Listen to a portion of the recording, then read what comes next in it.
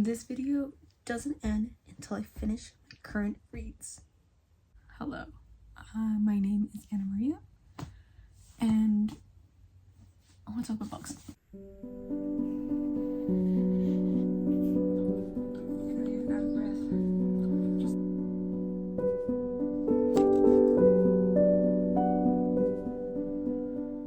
I want to go one by one on all the books I'm reading and just what they're about and like what I feel about them.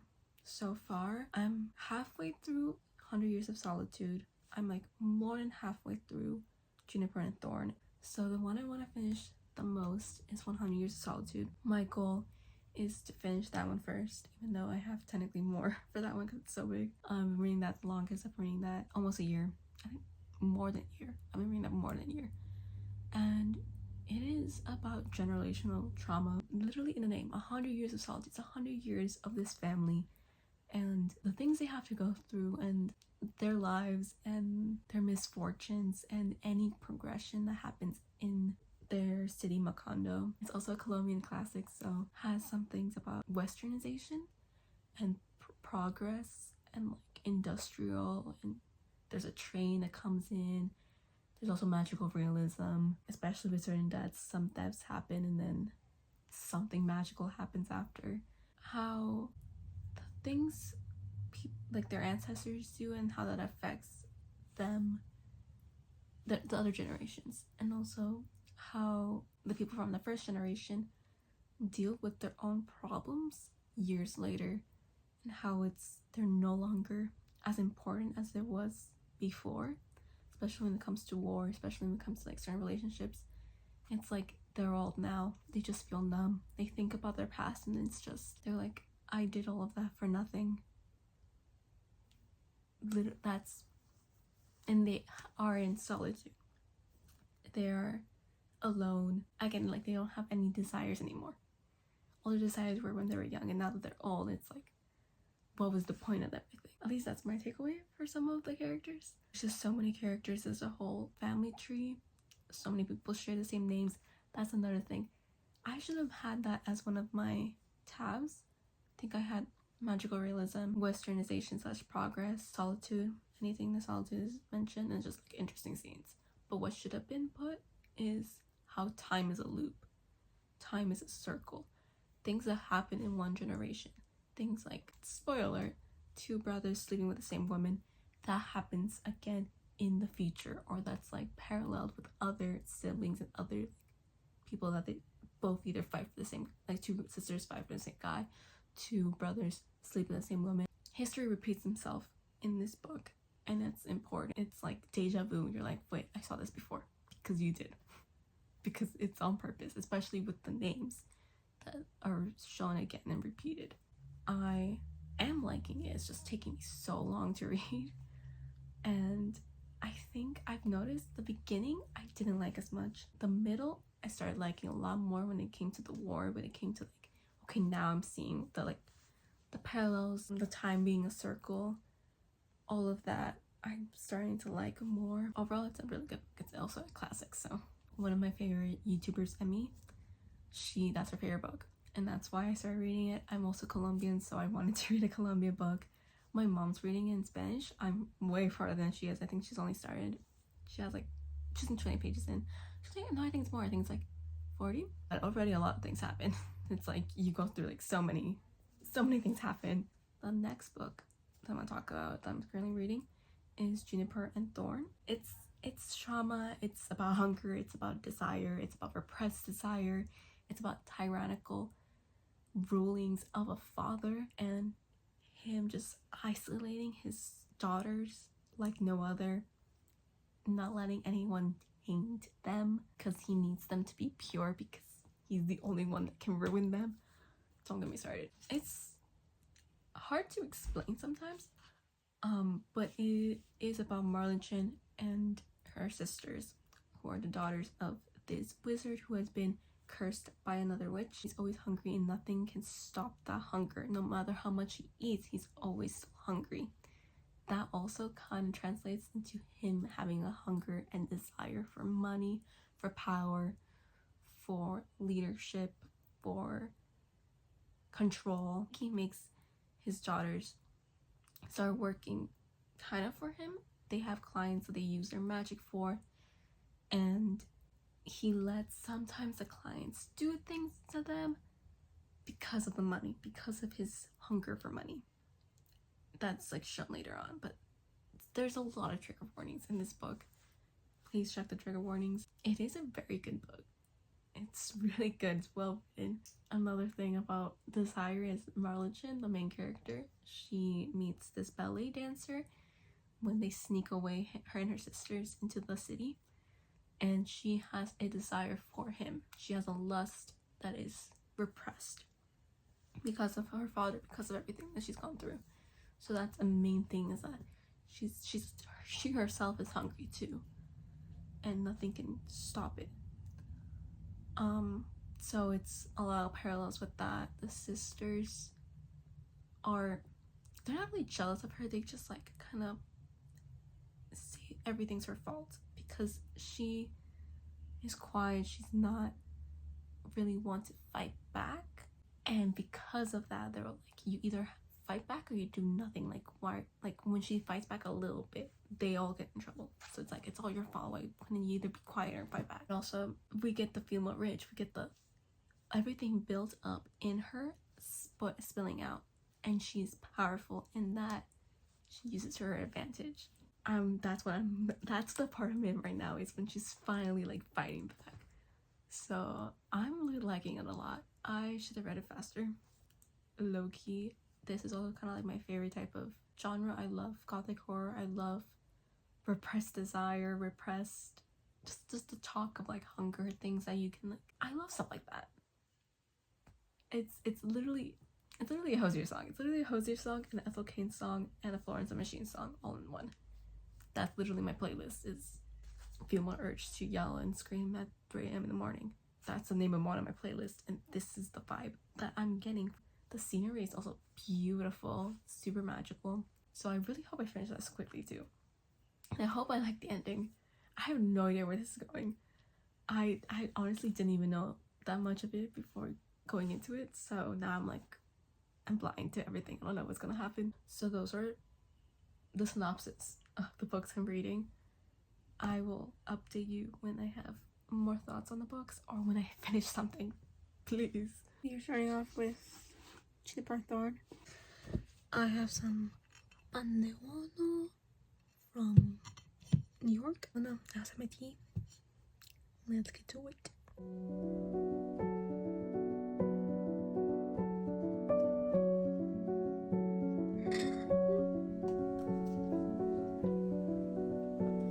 So now she's gonna start going against her father. Okay.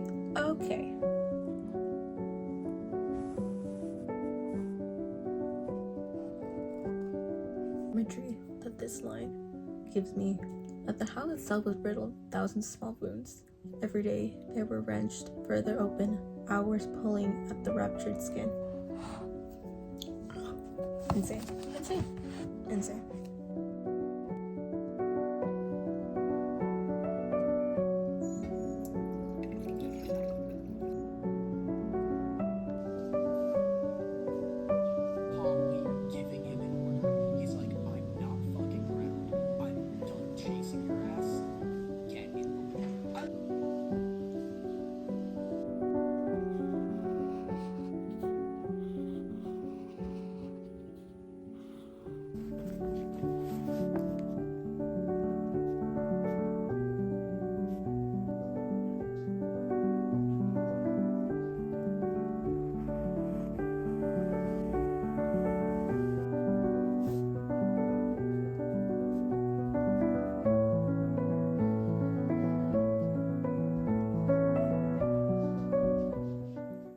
So I finished Chili Thorn, finally.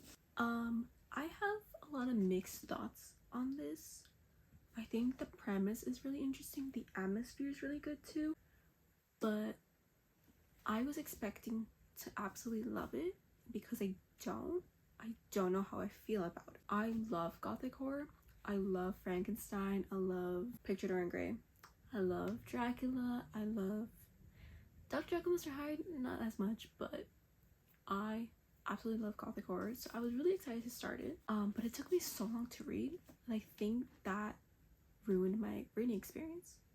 Maybe not ruined, but because it took me so long, I wasn't like super invested in the story. And then now that I finished it, I'm like, I feel like very disjointed within the plot. But I don't know if that's because I took my time reading it or if it's actually disjointed. Because the beginning is very her in the house, secluded from everything, really controlled by her father, her internal monologue, her like, not really female rage, just her like submissiveness of being in the house with the father.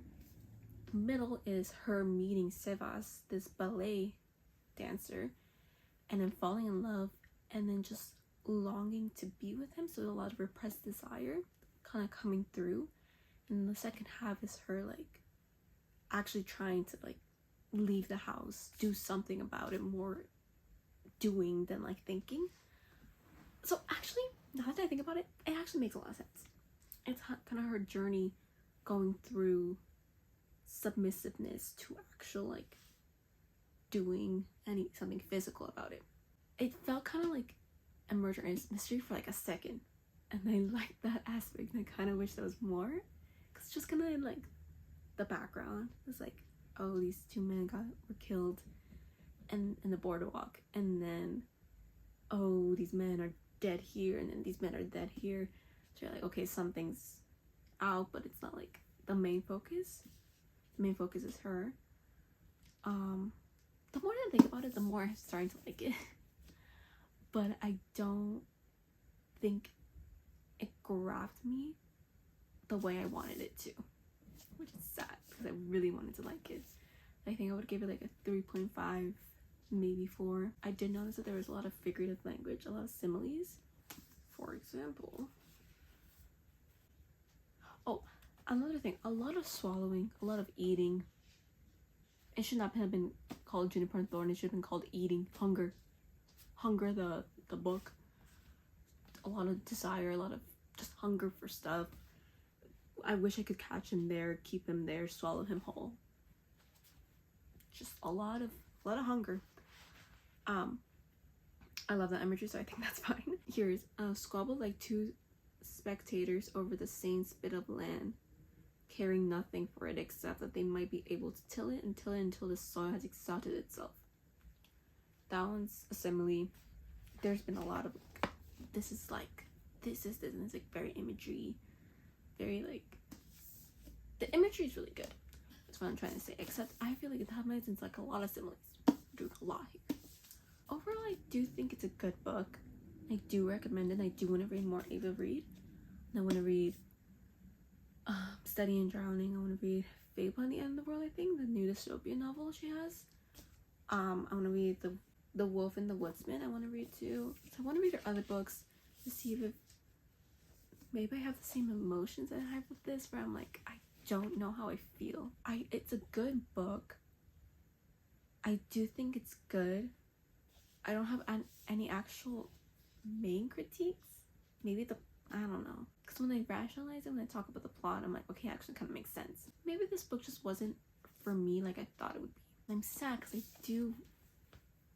this is Labor by Paris Paloma. This is Labor, the book. This is Eat Your Young, two of my favorite songs of all time.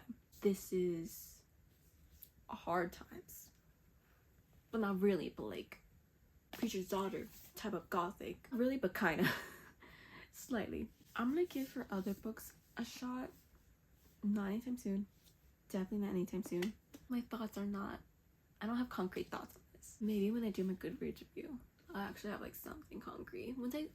This has to ruminate in my brain cells, to think about it for a while. Another thing, I thought it was gonna have more female rage. It didn't. The female rage is more like subdued in her subconscious and in her like thoughts and her internal monologue, which makes sense for what she's going through, since she's been so controlled and her desires have been like suppressed into nothingness. It makes sense that she wouldn't really do any like rage until like the end. Like, it makes sense. I just thought it was gonna have more. I thought she was gonna like kill everyone and like destroy everything. Spoiler, she didn't kill everyone. I thought that's where it was going. I thought she was gonna go on a rampage. She did not. Which is fine. It's fine, but I just need to read Slewfoot. I can't say that word, just Slewfoot. Cause that one I think is full on female rage. That one's gonna be intense. Yeah, that's my very small review on Juniper and Thorn. Overall thoughts is just, I don't know how I feel. I wish I liked it more.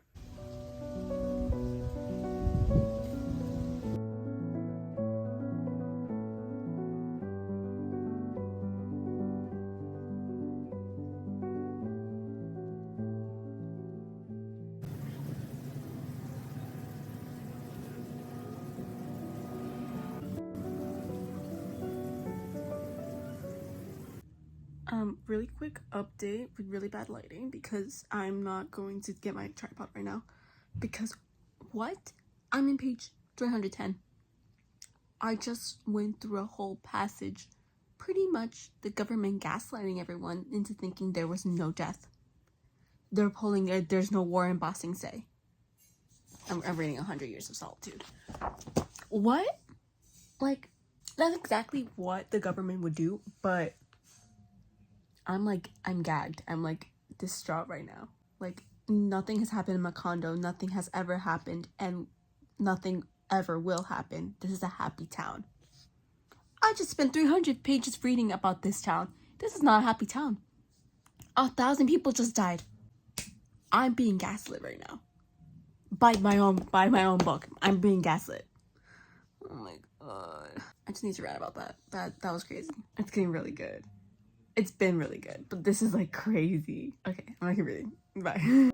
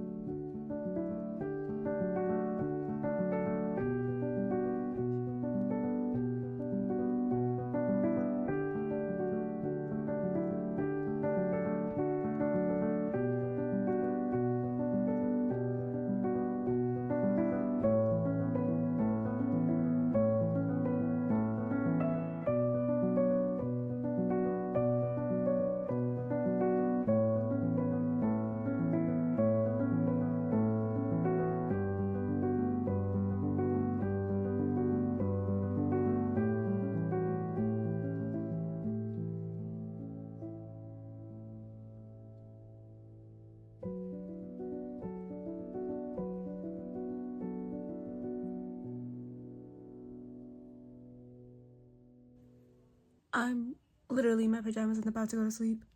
I finished 100 Years of Solitude.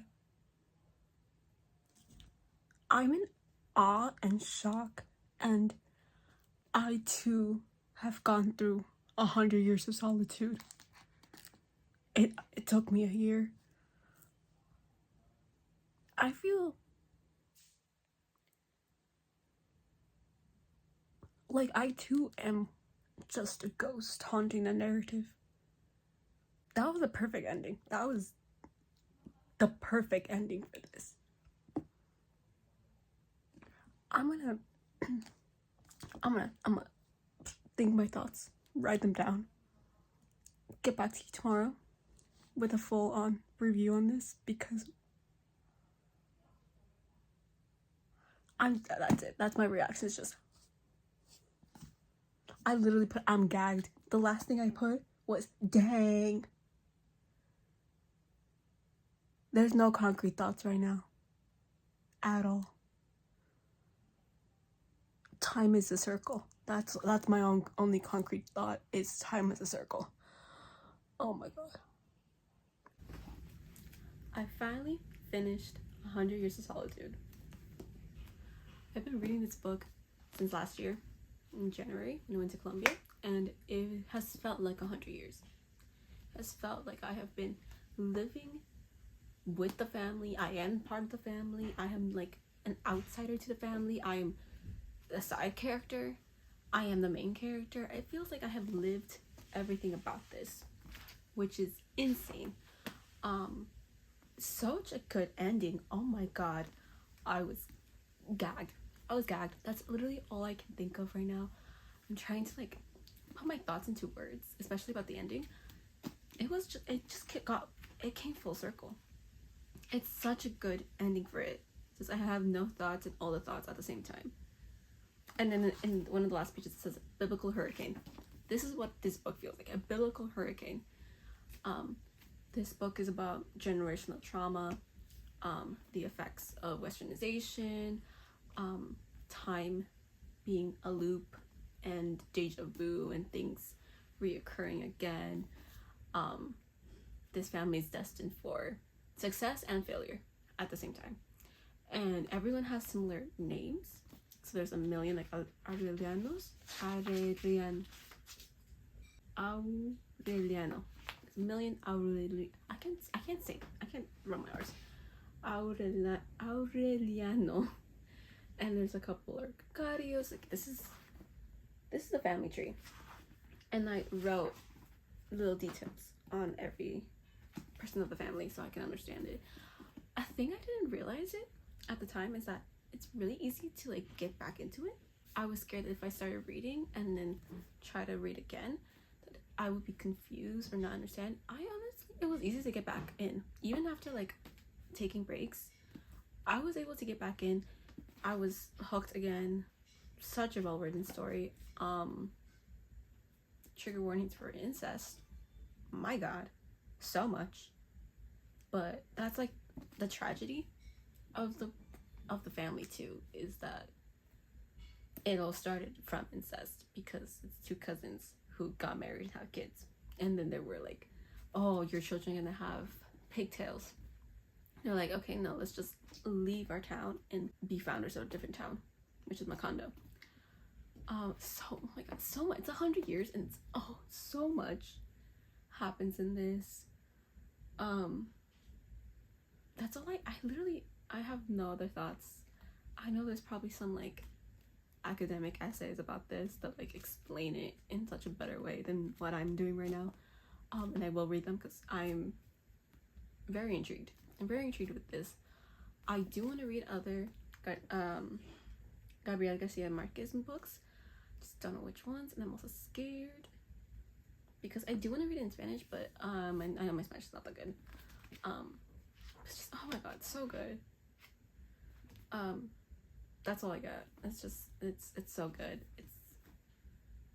Yeah. That's, again, I don't have any concrete thoughts of it other than that it's amazing. Also, it took me so long to read because I'm a mood reader, so I started reading other stuff, and then recently I've been getting into comics, so those have been easier and faster to read. So I haven't really been reading, but let's do a little wrap up of the 2 books that I read for this vlog. The first one I finished was Juniper and Thorn. My thoughts are still the same. It's a good book. I'm happy I read it. I didn't love it as much as I wanted to. Another very dark gothic tale.